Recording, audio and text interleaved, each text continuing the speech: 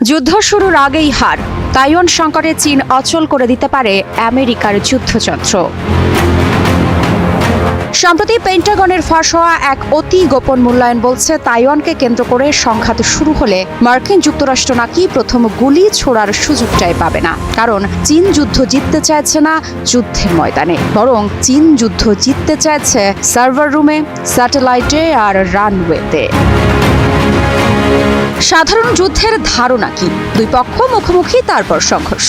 কিন্তু pre-emptive strike মানে সম্পূর্ণ ভিন্ন কিছু। এর মানে শত্রু আঘাত করার আগেই তার চোখ, কান আর হাত ভেঙে দেওয়া। পেন্টাগনের ভাষায় চীন এমন এক পর্যায়ে এখন পৌঁছেছে যেখানে তারা যুদ্ধ ঘোষণার আগেই শত্রুর যোগাযোগ ব্যবস্থা অচল, আকাশ প্রতিরক্ষা বিভ্রান্ত, কমান্ডো সিস্টেম ব্লাইন্ড করে দিতে পারে। এখানে বোঝাই যাচ্ছে এটা যুদ্ধ না, এটা যুদ্ধ শুরু করার ক্ষমতাটাই কেড়ে নেওয়া।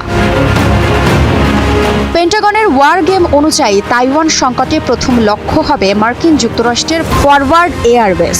জাপান, গুয়াম, ওকিয়ানাও এই ঘাঁটিগুলোই আমেরিকার এশিয়া প্যাসিফিক শক্তির মেরুদণ্ড। তবে এখানেই প্রশ্ন আসে, চীনের পরিকল্পনা কি? ব্যালিস্টিক ও হাইপারসনিক ক্ষেপণাস্ত্র দিয়ে রানওয়েতে গর্ত করে দেওয়া, fuel depot, hanger, command tower ধ্বংস।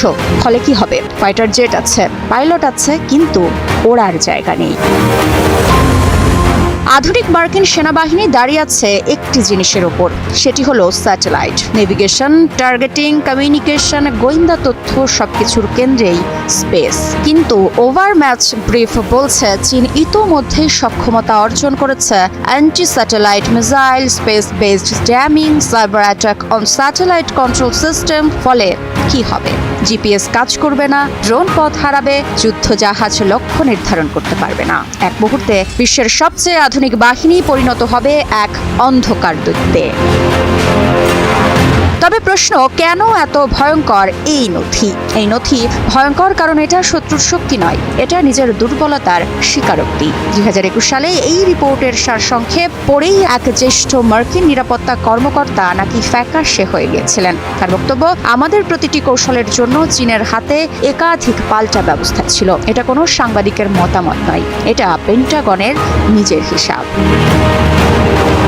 এই নথির সবচেয়ে নির্মম লাইনটি হলো, যুক্তরাষ্ট্র নির্ভর করে অতি ব্যয়বহুল অল্প সংখ্যক কেন্দ্রীয়ভাবে নিয়ন্ত্রিত অস্ত্র ব্যবস্থার উপর, যার একটি ক্যারিয়ার হারানো মানে শুধু অস্ত্র নয়, রাজনৈতিক ও সামরিক থাকা। এদিকে চীন ঠিক উল্টো পথে হাঁটছে। সস্তা কিন্তু সংখ্যায় বেশি, ছড়িয়ে থাকা, দ্রুত বদলানো যায় এমন সিস্টেম। তবে কি এটাই আধুনিক যুদ্ধের বাস্তবতা?